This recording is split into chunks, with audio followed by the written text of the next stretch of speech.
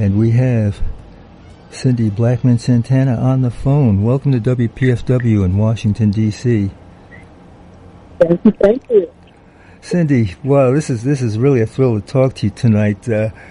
You undoubtedly wouldn't remember, but I met you when Wallace Roney introduced me to you at the One Step Down when he brought you down to D.C., and I don't even remember exactly what year it was, but it was a few years ago.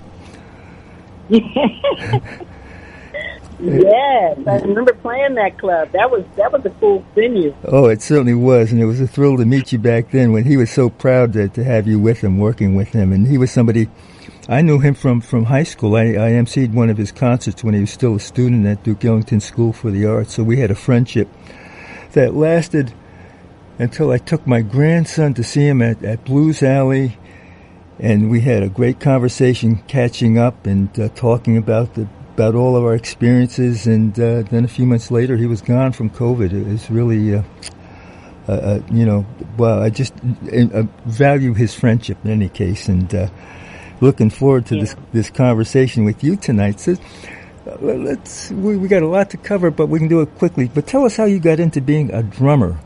You know, growing up as a kid, what drew you to the drums, and how did that happen? You know, it's interesting. My mom and my older sister tell me that from birth, I was always patting on stuff and making rhythms on things. So, I think that the music called me. I don't think I called it, because I was so young when I wanted drums, when I realized that, okay, these things I'm doing, these are rhythms. That, I started to just really pick out the drums in the music that I would hear, and that was the instrument that I really loved. And I was about 3 years old. Oh, wow. Yeah, and I started asking for drums, and by the time I was 7, I started getting like little toy drum kits, and then it just grew from there. So you had actually, when you got into going to school in Boston, have one of the great drummer instructors and great drummers, Alan Dawson, working with you in getting you started. Tell us about that. Oh my goodness, Alan was so incredible. When I first went to Berkeley, Alan had already retired. Oh, wow. So I was studying with other teachers, and I had some excellent teachers there. And when I left Berkeley, it was actually Wallace who told me that he found out that Alan wasn't home. So I called him, and I said to Alan, I really wanted to study with you at Berkeley, but you were already gone. I only just now found out that you're teaching from your home. And so we set up, lesson, and I was able to, I only got 2 lessons, but what he taught me in those lessons, I still practice today. Well, that's fantastic. I did meet him when he was doing a tour. They were doing a celebration of the Newport Jazz Festival, and they played out at George Mason University with an all-star group and stuff like that. It was really a thriller to see him perform. And be, but I see, another one of I just have this affinity for having interviewed drummers and becoming friends with, like, Roy Haynes, Art Blakey, and I knew Max Roach, but it wasn't as close as I was with Art or Roy, and these are all people that you were listening to as you were coming up, but Art Blakey especially. Oh yeah, for sure. And I was fortunate enough to be befriended by those drummers, when I came to New York. And Art was like my dad. I babysat for his children. I was at his house every day, hanging out with him, sat in with his band, driving around the city with him, just doing all kinds of stuff. He just took me under his wing, and it was such an honor to hang out with him, and I learned so much just from watching him. Before I even asked a question, I learned stuff. Just watching the way he handled himself and the way he led his band. Yes, I know. Yeah, he had a real affinity, of drawing people in. I just had that kind of friendship with him because I did an interview with him in, well, it was 1976, and he was playing with John Hicks. John Hicks had rejoined the band, and you know, like driving, he said, I need a place to get something to eat. And it was D.C. back in the 70s. I said, well, my house is on your way out of town, you know, and I didn't realize, you know, that my wife had made a ham, but that's what Ibn Saud Buhena got into that night, and we had a friendship thereafter, you know. It's like, wow. You know, so who are some of the people you worked with to perform with getting started in this music? Oh my goodness. Jackie McLean, Sam Rivers, Hugh Masekela. Those were like my first 3 gigs in New York when I first got there. And then I was able to record some great too, like Ron Carter and Sonny Barron. Sure. Joe Henderson, I also toured with Joe. Don Pullen, I played with him for like 3 years. Angela Bofield, I played with her. Of course, I did a very long stint on the rock scene with Lenny Kravitz. Sure, right, right. So, yeah, I got really blessed with playing with some incredible people. Boy, that's just been a phenomenal career, absolutely. And then, of course, the whole thing with Carlos Santana. And oh, my goodness. It's been a long time, too. I didn't realize how long you all have been together. It's really, really, really remarkable. So, yeah. So I've pulling stuff together. I actually I'll get into it after we finish our conversation, and we continue with Give the Drummer Some. But things like Oracle and Code Red and things like that. These have all been part of my my material. I've been on the air since 1966, so it's just been material that I've had from you. It's been sort of like looking at your career from the beginning. Oh my goodness, I'm honored. Thank you.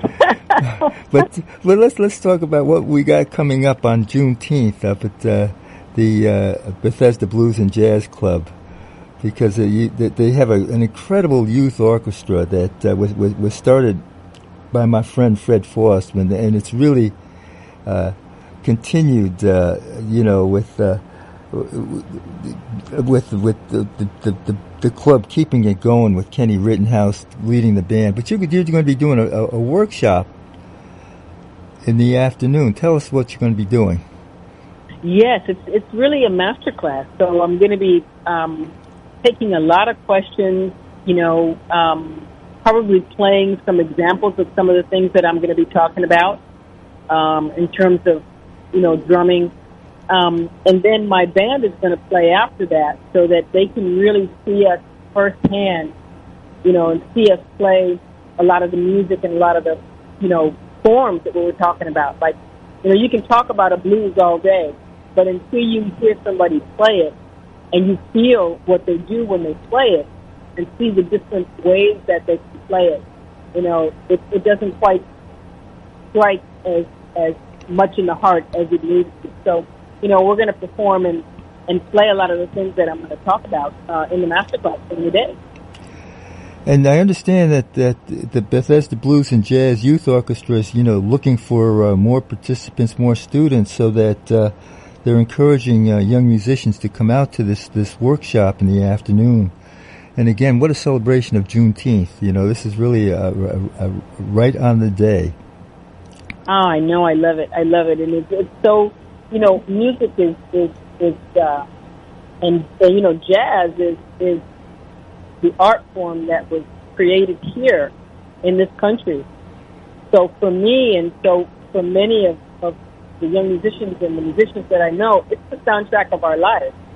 So, to celebrate this day with playing this music is just so amazing, and to know that there are so many young people who want to play and want to really hone in on the craft of playing an instrument and playing music is very, very inspiring. So I'm really honored to take part in this.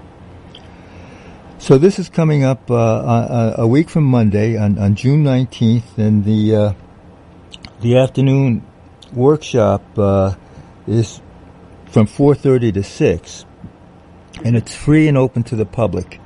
So again, and the Bethesda Blues and Jazz Club is encouraging younger musicians to come out and check out what's happening and check out the rehearsal schedule that the Kenny Rittenhouse has developed. And who's in your trio? Who's working with you when you do the performance later on in the club? It would be Felix Pastorius on bass and David Gilmour on guitar. Mm-hmm. Mm-hmm. And what's coming up after this? Any touring? What do you have scheduled after this performance? After that, we have on the 24th of June, we have the Saratoga Jazz Festival, which will feature my band and a special guest, Robbie Coltrane. Uh-huh. Yeah, that's going to be a lot of fun. It's been a minute since I played with Robbie. He's such a thoughtful, beautiful player. I love playing with Robbie. He is. And whenever I see him, I have to brag that I did see his dad perform a couple of times. I'm that old. Oh, you are one of the lucky. Yes. So Robbie and I've had that conversation whenever I see him. You know, it's I feel really blessed. So what's after that? After that, I finished we're doing some Santana gigs in between. So we finished the Santana tour, and then that takes us to the beginning of July. Then we take a few-week break. I do, with my band, we're going to play at Sydney in Portsmouth, New Hampshire on August 10th. Mm-hmm. Then August 11th to 13th, we play at the incredible Keystone Corner, and it's the weekend of Todd Barkin, the owner. It's the weekend of his birthday.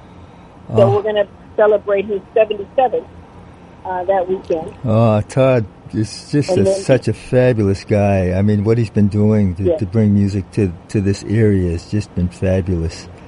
Yeah, he's so amazing, and he loves the music, really the heart and soul.